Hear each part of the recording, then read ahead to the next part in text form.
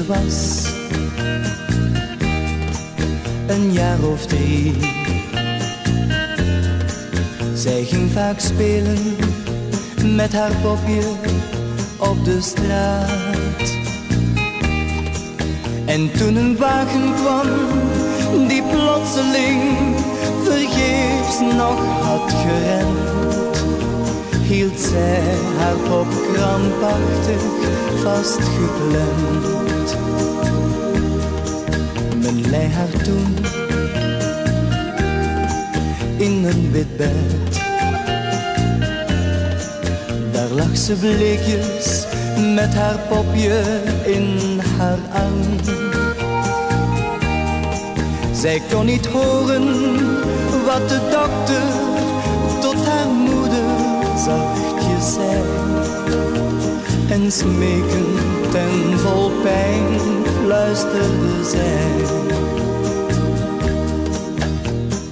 Mami, mag mijn popje naar de hemel met me mee? Mami, mag mijn popje naar de hemel met me mee? Zijn de engeltjes soms boos? Kijk, het slaat als een roos. Mami, mag mijn popje naar de hemel met me mee?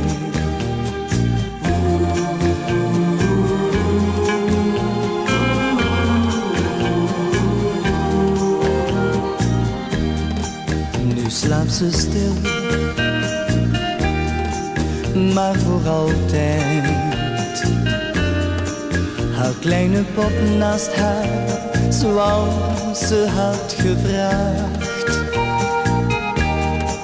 En in de nacht zit er een moeder eenzaam naast een ledig bed.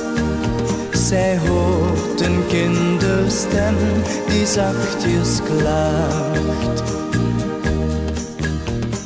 Mami, mag mijn popje naar de hemel met me mee?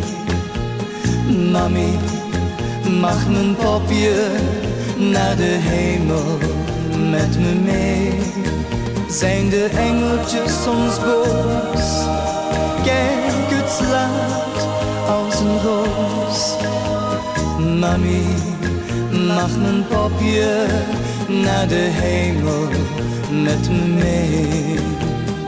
Mami, mag mijn popje naar de hemel met me mee?